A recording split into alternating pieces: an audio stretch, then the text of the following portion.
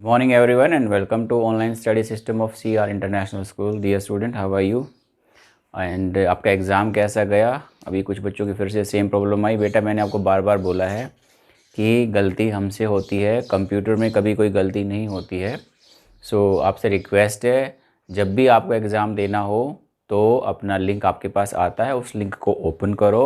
Open करने के बाद अपनी डिटेल्स को फिल करनी है। डिटेल फिल करने के बाद आपको ऑप्शन सेलेक्ट करने हैं और एंड तक सेलेक्ट करने के बाद आपको सबमिट के ऑप्शन पे क्लिक करना है। इसके अलावा कुछ नहीं करना है। इसके अलावा ऐसा कोई भी इशू नहीं है कि मेरा पेपर ओपन नहीं हुआ सर, ऑलरेडी रिस्पॉन्डेड आ गया है। इसका मतलब ये हुआ आपने पेपर को ओपन किया, ओपन करने के बाद उसको फिर से बंद कर दिया। बंद करने के बाद अब दोबारा ओपन करेंगे तो ओपन नहीं होगा। पेपर एक बार ओपन होने के बाद दोबारा नहीं होगा। फिर आपको बार बार वही रिस्पॉन्स दिखाएगा कि आप ऑलरेडी अटैम्प्ट कर चुके हैं आपका। ठीक है, तो आपसे रिक्वेस्ट है अपने पेपर को अटैम्प्ट करने के तरीके को ठीक कीजिएगा। चलिए अभी हम बात करते हैं आपके नेक्स्ट टॉपिक के बारे में। लास्ट टाइम हमने क्या पढ़ा था? लास्ट टाइम हमने कॉन्स्टिट्यूशंसीज़ के बारे में पढ़ा था। कॉन्स्टिट्यूशंसीज़ क्या होती हैं? तो मैंने आपको बोला था कि बहुत सिंपल से वर्ड्स की अगर हम बात करें, कॉन्स्टिट्यूशंसीज़ होती है एक बहुत बड़े एरिया को अगर हमें एडमिनिस्ट्रेट करना है, उसका शासन करना है, तो हम उसके छोटे छोटे टुकड़े कर देते हैं और उसमें अपना एक एक रिप्रेजेंटेटिव वहाँ से ले लेते हैं ताकि वो वहाँ की प्रॉब्लम्स को हमें बता सकें। ठीक है, तो इसी तरह से इंडिया को हमने 543 कॉन्स्टिट्यूशंसीज़ में डिवाइड किया हुआ है, जिनको हम लोग सीट भी बोल देते हैं। फिर आगे फर्दर जाते हैं, सेंट्रल गवर्नमेंट के बाद हमारे पास स्टेट गवर्नमेंट आ जाती है। स्टेट गवर्नमेंट में भी हमने सीटों को डिवाइड किया हुआ है। फिर और आगे हम जाते हैं तो हमारे पास उसको डिस्ट्रिक्ट में डिवाइड किया गया, उसमें जिला परिषद आ जाती है। उसमें और आगे हम जाते हैं, हमारे पास जिला परिषद के बाद ब्लॉक्स आ जाते हैं, जिन पे हमने ब्लॉक लेवल पे इलेक्शन करवाए जाते हैं। आपके पंचायत समिति के इलेक्शन होते हैं। फिर और उससे आगे हम जाते हैं तो पंचायत का इलेक्शन होता है, सरपंच के लिए होता है। और उसे जो लास्ट हमारा सिनेरियो पहुंचता है वो हमारे पास पंच तक पहुंच जाता है, या फिर हमारे पास जो पार्षद होते हैं, वार्ड के जो पार्षद होते हैं, वहाँ तक हमारा डिफ्रेगमेंट होता हुआ वहाँ तक हमारी सिचुएशन पहुँच जाती है हमारे पास। तो ये कॉन्स्टिट्यूशंसीज़ हैं। अपने एरिया को एडमिनिस्ट्रेट करने के लिए हमने अपने बेनिफिट के लिए क्या किया, उनको अलग अलग छोटे छोटे टुकड़ों में उनको डिवाइड कर दिया है।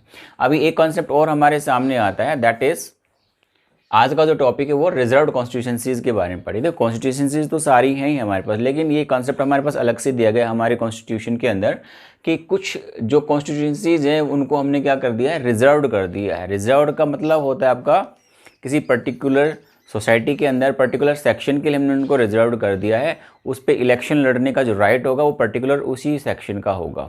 जैसे हम आज़ादी से पहले की बात करते हैं तो जो पहले SC ST के जो लोग थे, शेड्यूल्ड ट्राइब्स के जो लोग थे या बैकवर्ड लोग थे, उनके लिए क्या गया कि उनको इक्वल अपॉर्चुनिटी प्रोवाइड करवाने के लिए हमने क्या कर दिया, उनको रिजर्व कर दिया। रिजर्व कॉन्स्टिट्यूशंसी हमने उनके लिए दे दी है कि वहाँ पे इलेक्शन लड़ने का राइट उनका रहेगा, और ताकि उनका रिप्रेजेंटेशन भी हमारे तक पहुंच सके, पार्लियामेंट में पहुंच सके। चलिए हम लोग पढ़ते हैं हमारे पास रिजर्व कॉन्स्टिट्यूशंसी। देखिए रिजर्व कॉन्स्टिट्यूशंसी क्या होता है, हमारे इंडिया के अंदर क्या होता है, ओपन इलेक्ट्रल कॉम्पिटिशन है।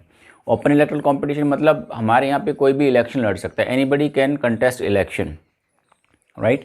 किसी को भी इलेक्शन लड़ने से मना नहीं किया जाएगा। अगर हम लोकसभा और राज्यसभा अगर हम लोकसभा और हमारी जो विधानसभा है उसकी अगर हम बात करते हैं तो हमारे पास, ठीक है, तो कोई भी इलेक्शन लड़ सकता है, एनीवन कैन कंटेस्ट इलेक्शन। तो इलेक्शन कोई भी लड़ सकता है। तो ज़्यादातर हम देखेंगे आपका कि इसमें पावर गेन करने के लिए ज़्यादातर क्या होगा, आपका जो अमीर लोग हैं या फिर जिनके पास पावर है वो लोग इलेक्शन आराम से लड़ सकते हैं हमारे पास। इस केस में क्या होगा, फिर जो वीकर सेक्शन है, यानी कि जिनके जो गरीब हैं उन सेक्शन का उस सेक्शन का पर्टिकुलर सेक्शन का रिप्रेजेंटेशन हमारा रह जाएगा। मतलब वो अपने आप को रिप्रेजेंट नहीं कर पाएंगे, क्योंकि कि उनको मौका ही नहीं मिलेगा कि वो इलेक्शन के अंदर क्या कर सकें, आपका खड़े हो सकें। क्योंकि जो जिसके पास पैसा हो तो बहुत सारा पैसा खर्च कर सकता है, लेकिन जिसके पास पैसे नहीं है तो वो पैसे खर्च नहीं कर पाएगा, तो उसको कभी मौका ही नहीं मिलेगा इलेक्शन को लड़ने का, और उसका रिप्रेजेंटेशन हमारी गवर्नमेंट तक नहीं पहुंच पाएगा। तो ये चांस हो सकता है आपका कि इलेक्शन के अंदर उसको किसी भी कैंडिडेट को किसी भी कारण से मौका भी ना मिले इलेक्शन के अंदर खड़े होने का, इलेक्शन कंटेस्ट करने का। दूसरा चांस क्या होता है, एक तो वीकर सेक्शन के अंदर आता है हमारे पास, राइट। जैसे हम एग्जाम्पल ले लेते हैं इसके लिए समझने के लिए। मान लो कि एक हम कंपटीशन कराते हैं, आपका रनिंग कंपटीशन ही समझ लीजिए हमारे पास, या कोई भी हम कंपटीशन समझ लेते हैं हमारे पास, कि हमने अंडर 19 के अंदर मान लो हमने 9 ईयर के बच्चे का कंपटीशन करा दिया, तो कहीं ना कहीं वो अपने आप को उनसे कमज़ोर महसूस करेगा किसी न किसी सिचुएशन में। एक तो 19 साल के बच्चे का हम लोग 9 साल के बच्चे से कंपटीशन कराएंगे तो दोनों का लेवल अलग हो गया। तो इस केस में क्या पड़ जाता है, हमें जो 9 साल का बच्चा है उसको हमें कुछ स्पेशल फैसिलिटीज़ प्रोवाइड करवानी पड़ेंगी ताकि वो उनके बराबर आपका रनिंग कर सके या कोई भी एथलीट में पार्ट कर सके।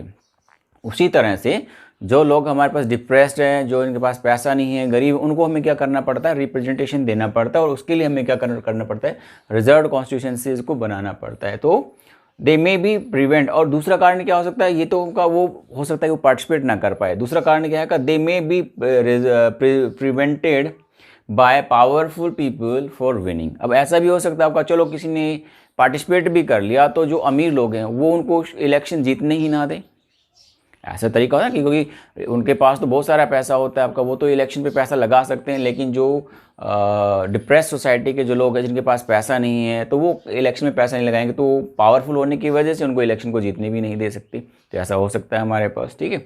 अब इसी को हमने आगे बढ़ाया तो हमने क्या, कॉन्स्टिट्यूशन तो हमने बना दी, लेकिन ऐसे लोगों की रिप्रेजेंटेशन की, क्योंकि हमारी कॉन्स्टिट्यूशन का या हमारी डेमोक्रेसी का एक व्यू था, महात्मा गांधी का व्यू था कि भाई हमारा हर एक छोटे से छोटे आदमी का रिप्रेजेंटेशन हमारी पार्लियामेंट के अंदर होना चाहिए। तो उसी चीज़ को ध्यान में रखते हुए जो हमारे कॉन्स्टिट्यूशंस मेकर थे, दे वर वेरी वाइज, वो बहुत ही ज़्यादा समझदार थे। तो उन लोगों ने एक सिस्टम बनाया कि भाई कुछ लोगों के लिए हम लोग क्या करते हैं, आपका हेल्प करते हैं उनकी, ताकि वो अपना रिप्रेजेंटेशन पार्लियामेंट में कर सकें। तो उन्होंने इनके लिए क्या किया, रिजर्व कॉन्स्टिट्यूशंसीज बना दिया। रिजर्व कॉन्स्टिट्यूशंसीज का अगर हम समझें, सिंपल सा है, कोई ज़्यादा डिफिकल्ट नहीं है। रिजर्व कॉन्स्टिट्यूशंसीज का मतलब हो गया, ये हमारा इंडिया के अंदर हमने ये हमारे पास 543 हमने कॉन्स्टिट्यूशंसीज बना दी हैं हमने, राइट। अब ये 543 कॉन्स्टिट्यूशंसीज तो हमने बना दी हैं, लेकिन हमने क्या किया, इसमें क्या कर दिया, ये रिजर्व कर दी।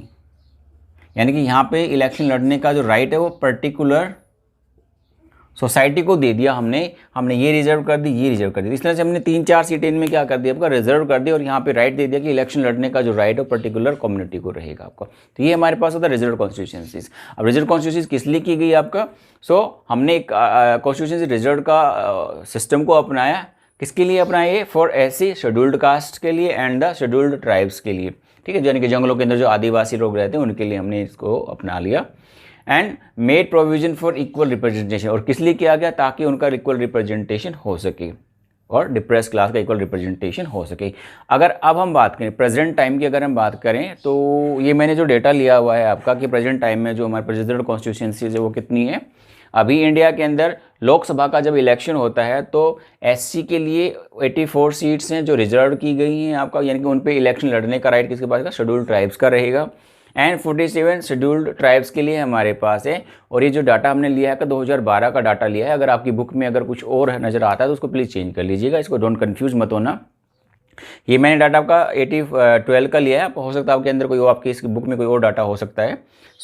84 seats for the SC and 47 seats for the scheduled tribes. तो ये हमारे पास रिप्रेजेंटेशन है कि भाई इतनी सीटें हमारे पास, इतनी कॉन्स्टिट्यूशंसीज हमने बनाई हैं, इन कॉन्स्टिट्यूशंसीज पे इलेक्शन लड़ने का राइट एससी और एसटी का हमारे पास रहेगा। तो ये हमने रिजर्व कॉन्स्टिट्यूशंसीज बना दी।